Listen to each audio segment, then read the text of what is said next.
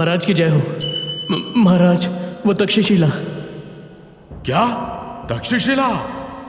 महाराज, उस चाणक्य का पता चल गया है। वो पीपली वन में नहीं है। चाणक्य ने पीपली वन से तक्षशिला की तरफ प्रस्थान कर लिया है।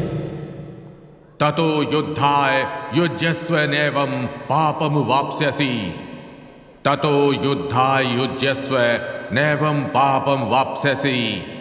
युवराज, पापता की मृत्यु रिक्त नहीं जाएगी। एक तरफ धनानंद को पता चल चुका था कि आचार्य चाणक्य तक्षशिला की तरफ गए हैं, तो दूसरी तरफ तक्षशिला में आचार्य चाणक्य चंद्रगुप्त को शिक्षा देते हुए बता रहे थे, वत्स चंद्रगुप्त, कोई भी राष्ट्र केवल धर्म से ही नहीं चलता। उसे सुचारू रूप से चलाने के लिए नियम की भी आवश्यकता पड़ती है। कई हिस्टोरियंस कहते हैं कि भारतीय इतिहास में चाणक्य पहले चिंतक थे जिन्होंने कह दिया था कि राज्य अपना खुद का कानून भी बना सकता है। अगर धर्मशास्त्र और संविधान के बीच संघर्ष हो तो संविधान के हिसाब से ही राज्य चलेगा। आज से 2300 साल पहले संविधान जैसे दस्तावेज की कल्पना करना भी काफी बड़ी बात थी। यूनान, मिस्र से लेकर दुनिया के किसी भी कोने में उस दौर में ऐसे दस्तावेज के ऊपर बहस नहीं हो रही थी। इस बात में कोई शक नहीं है कि चाणक्य के जीवन का बड़ा हिस्सा तक्षशिला में गुजरा था। आचार्य चाणक्य का समय इसी अध्ययन में गुजरता कि कैसे अखंड भारत की कल्पना को पूर्ण किया जा सकता है। धीरे धीरे समय बीतता जा रहा था। अब एक ऐसा दौर आ गया था, दुनिया भर के देश एक शासक की कस्में खाया करते थे। उस शासक का नाम सिकंदर था। जब दुनिया सिकंदर के सामने सर झुका रही थी, तब चाणक्य ने उसे पराजित करने के लिए चंद्रगुप्त से कहा था, चंद्रगुप्त, वैराज्य अर्थात बिना राजा का राज्य, यदि ऐसा हुआ तो विदेशी शासक बलपूर्वक दूसरे देशों पर हमला करता है और वहां की जनता के साथ क्रूरता करता है। परंतु ऐसे शासक को पराजित किया जा सकता है, किंतु इसके लिए देश के निवासियों को उस विदेशी शासक का विद्रोह करना होगा। ऐसे में उस विदेशी शासक अर्थात सिकंदर को भागना ही होगा। देश को बचाने का उत्तरदायित्व हम सबका है। एक तरफ चाणक्य ये शिक्षा दे रहे थे, दूसरी तरफ मैसेडोनिया का सिकंदर तृतीय पूरी दुनिया को जीतने के इरादे से भारत की तरफ बढ़ रहा था। उसके कब्जे में पूरा ग्रीस, यूरोप के कई देश, मिस्र, तब का फारस और आज का ईरान था। फारस पर कब्जा करने के बाद उसकी नजर भारत पर थी। अखंड भारत के बनने की महागाथा के इस सफर को आगे बढ़ाने से पहले जरूरी है कि हम एक नजर में सिकंदर का सफर देख लें, क्योंकि ये भारतवर्ष और आचार्य चाणक्य के लिए बड़ी चुनौती बनने वाला था। सिकंदर के सफर को जानने के लिए चंद्रगुप्त ने तलवार चलाते हुए एक योद्धा की भांति आचार्य चाणक्य से सवाल किया, दुश्मन को बिना समझे उसे परास्त करना संभव नहीं है। तक्षशिला में कई लोगों के मुख से मैंने अलक्षेंद्र का नाम सुना है। उसके युद्ध कौशल की सभी प्रशंसा करते हैं। आचार्य चाणक्य, मुझे भी जानना है कि अलक्षेंद्र कैसा योद्धा है। आपको बता दें कि दुनिया के इतिहास पर पारखी नजर रखने वाले कहते हैं कि सिकंदर जब 12-13 साल का था, तभी उसने एक जंगली घोड़े को कब्जे में कर लिया। उसने उस घोड़े का नाम ब्यूसीफेलस रखा, जिसने फिर कभी उस बच्चे का साथ नहीं छोड़ा। बचपन से ही वो ऐसी अद्वितीय शक्ति से लबरेज था कि लोगों को अंदाजा हो चुका था कि ये इतिहास में दर्ज होने के लिए नहीं, बल्कि इतिहास को बदलने के लिए पैदा हुआ है। वक्त था 356 ईसा पूर्व। जगह थी उत्तरी यूनान से बाल्कन के बीच का इलाका, जिसे मैसेडोनिया के नाम से जाना जाता था। इसी जगह सिकंदर का जन्म होता है, लेकिन उसका बचपन आम बच्चों की तरह नहीं था। सिकंदर के जन्म से पहले मैसेडोनिया कोई नामी जगह नहीं थी, ना ही वहां कोई रियासत या साम्राज्य हुआ करता था।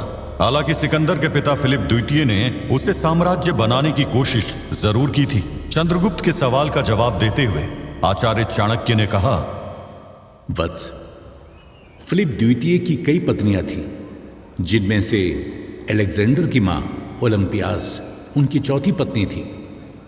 लेकिन अलेक्जेंडर के रूप में उत्तराधिकारी देने के कारण उनका मान बाकी सभी पत्नियों से अधिक था। कूटनीतिक संघर्षों की वजह से अलेक्जेंडर के पिता की हत्या कर दी गई और इसी के बाद असली सिंहासन की लड़ाई शुरू हुई। इस लड़ाई में सभी विरोधियों को धूल चटाने के बाद 20 वर्ष की आयु में अलेक्जेंडर ने महाराजा की गद्दी स्वीकार की और 12 वर्षों तक राज किया। उसने अपनी सनक को पूरा करने के लिए अपने सैनिकों के साथ 12,000 मील की विजय यात्रा की, जिसे स्वर्णिम यात्रा भी कहा जाता है। आचार्य, अलेक्जेंडर के शिखर का समय कैसा आया? तब फारस साम्राज्य हुआ करता था वत्स, जहां के राजा डेरियस तृतीय को यह गुमान था कि कोई भी उन्हें पराजित नहीं कर सकता है। परंतु अलेक्जेंडर ने अपनी सेना के साथ मिलकर ग्रीस के सदियों पुराने शत्रु फारस को 24 घंटों के भीतर ही मिट्टी में मिला दिया था। अब ये दुनिया मुझे अलेक्जेंडर द ग्रेट के नाम से याद रखेगी। मेरे मैसिडोनिया के सिपाहियों, पूरी दुनिया को जीतने का सपना अपनी आंखों में सजाए रखना। अब वो दिन दूर नहीं जब पारस के साम्राज्य के बाद ये पूरी दुनिया मैसिडोनिया के कदमों में होगी। यही वो दौर था जब सिकंदर आगे चलकर सिकंदर महान बना। इसी युग को उसका स्वर्णिम युग भी कहते हैं।